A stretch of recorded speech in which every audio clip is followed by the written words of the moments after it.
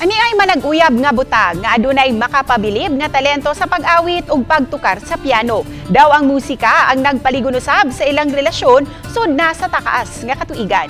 Ibida ta ang ilang talento. Pinaagi sa report ni Mark Reggie Abella.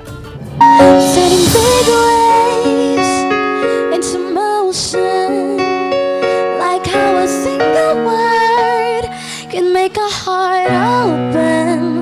I might only have one match that can make an explosion.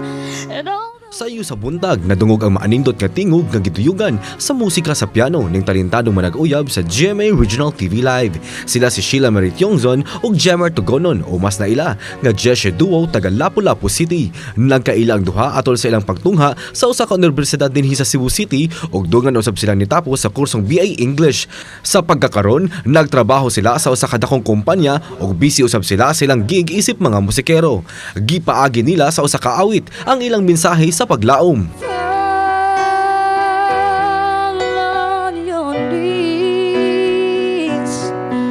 Oh, hear the angels' voices all night